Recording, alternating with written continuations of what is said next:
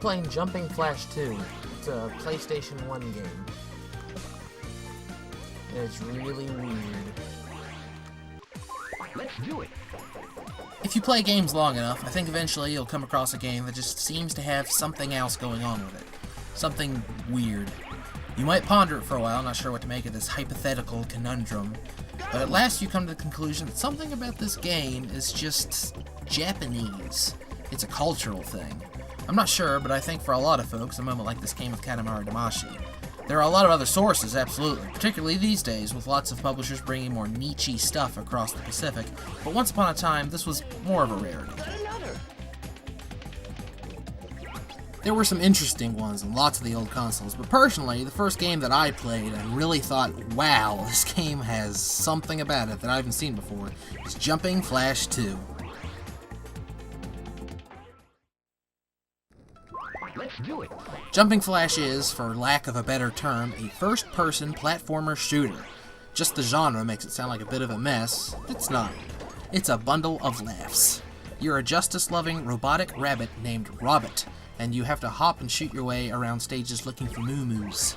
Confused? Well, let's start the game up, and I'll see if I can make it any clearer. I love that sound.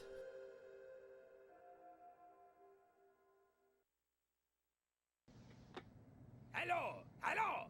Ah, yeah. Are you the person who is in charge of the Universal City Hall? Ah, good. This is the mad scientist Baron Aloha talking to you. Listen, Domkov, I have question for simple favor. In the backwater reaches of the galaxy lies a tiny planet known as Little Moo that is used by Baron Aloha as his secret hideout. The Baron returned to his home away from home to rejuvenate from a recent beating he took at the hands of the feet of that heroic battle buddy known as Robert. He was in the process of inventing a better, stronger, more absurd way to overthrow the universe when Little Moo is visited by a stranger. In fact, there is nothing stranger in the universe than the creature known only as Captain Kabuki. Tipping the scales at a whopping 220 bazillion tons, he uses a kung fu grip larger than metropolitan Chicago to shred Little Moo and add it to his fantastic collection of bottled wonderlands. Using his keen sense of villain timing, Baron Aloha hastily departs the scene and lands upon a small asteroid. Unable to cope with the monstrosity that is Kabuki, he calls Universal City Hall and begs for help as his beloved hideaway is made into so much Swiss cheese. After listening to the Baron's plight, the interstellar dispenser of justice decides to send the only being capable of dealing with a menace such as Captain Kabuki, the freedom-loving, robo-heroic Robert. Tuned up and ready to go the distance, Robert leaps to the scene. Still have questions? Yeah, so does everyone else. First of all, yeah, this game is a sequel. It's largely the same as the first Jumping Flash, gameplay-wise, except they improved some stuff, most notably draw distance. In the first game, you stopped that elderly monocled gentleman, Baron Aloha, from taking over a planet. Now you're coming to his aid. Well, for now you are. As you heard, this is Little Moo, home of the Moo-Moos. This is a Moo-Moo. I love them, and I want to save them all. You get to hop around and shoot lasers and look great doing it. It's hard not to root for Robert. Just because he's the hero, don't mean you gotta root for him, Axel. Jeez, what a grouch. Well, at any rate, the main bad guy in this game is Captain Kabuki. Speaking of Katamari Damacy, this guy looks like some relative of the king of all cosmos, right? And the captain is a he, despite the voice. Naughty, naughty, naughty little space bunny. Oh, I could give your tail such a nasty tweak. He's cutting up Little Moo and putting it into bottles. We are here, as Robert, to put a stop to that nonsense. There are 12 worlds with 6 different themes, each with 3 stages, including bosses. The worlds are all chopped up and floating, so Robert's jumping ability makes him well suited for the job. There are also a wide variety of enemies populating the levels. Lots of standard video game enemy fare, like spiders and mosquitoes and piranha and big nose red guys and hamburger guys. Oh, I'm sorry, hamburger-san. And there are these maraca birds that shoot quarter and eighth notes at you. Oh, and kiwis. Kiwis are my favorite. I don't think they hurt you. They're just around. Get it? Around. Jackrabbit, I'm a funny.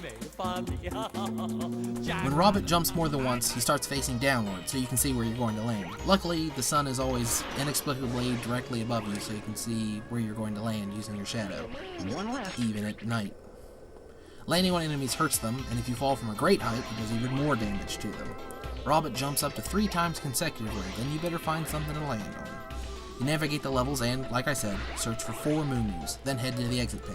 Each of the moo-moos holds signs with 1 letter of exit on it. A few levels are indoors, and you better make sure you're getting them in order, or else you're going to end up doing a whole bunch of backtracking.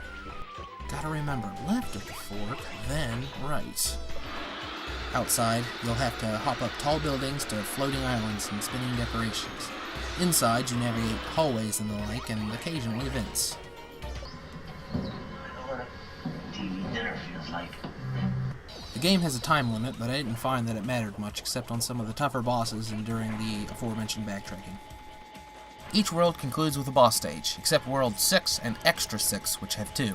The bosses are big robots, which actually manage to be fairly fun to fight. First, a shark, then a no dancer, I think, then a potted flower, for some reason, then a big pain-in-the-ass spider, then not 1 but 2 clowns on balls, then a large moo-moo, a callback to a boss in the first game, and then what I assume is a Captain Kabuki Gundam? What? A Gundam?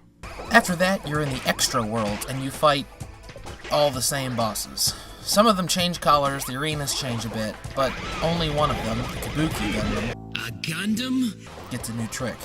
And what are these extra levels? After World 6, you defeat Captain Kabuki and save the day, and then Baron Aloha convinces Kabuki to join him so they can destroy their neutral enemy, Robert. Then the game goes from Jumping Flash 2, Big Trouble in Little Moo. to Jumping Flash 2, Two Faces of Baron Aloha. now it repeats every world. I know I said all bosses are identical with only those minor changes, but the levels aren't so predictable. Every level is reworked, some only slightly, but some drastically. A few of them basically become new levels. Some of them are just backwards or at a different time of day, but the moo-moos and enemies and start and end locations all change, so it makes it a little more difficult. Would 6 fresh worlds have been better? Sure, but I had fun playing these anyway, so it was a welcome addition. Unfortunately, even with this cheap padding, the game is short. Really short. I had experience from playing it as a kid, but one way or the other, when I was capturing footage for this video, I beat the whole shebang in a day, just 2 sit-downs. All my footage added up comes to just over 2.5 hours total. This is Jumping Flash 2's only major flaw, and it is a glaring one. The game is really short. But on the flip side of that coin, it's super fun, and is really replayable thanks to open levels, all the times to beat, scores to beat, bonus levels to find, lots of fun stuff. The game just has a charm to it, the aforementioned Japanesiness that I love so much. It's brought me back several times since I was a kid. It's quite cheap online, and it's also available on the PS3 and PSP via the PlayStation Network. I mentioned its predecessor earlier. I'm sure it's fun too, but I only played it a couple times after renting it when I was young, and I don't remember liking it half as much as I do 2, so I never owned it. Maybe I oughta. There's a third one too, but alas, it was only ever released in Japan. I don't know why either. Both the first one and the second one were received well here in the United States, according to Wikipedia. It was called Robert Mon Dieu, and they didn't even release it in Europe. Tisk. Moo-moos, what are you doing? Getting drunk on sake? This game is rated K to A! Who cares? Pass me another root beer fizzy. Oh yeah, that's what those are. Root beer fizzies. Ooh, this is the best root beer fizzy I ever had! I make them fresh each morning. I hope you're at least having those root beer fizzies warm like they're supposed to be. Hey, thanks for watching. This is my second ever attempt at this YouTube video dealio.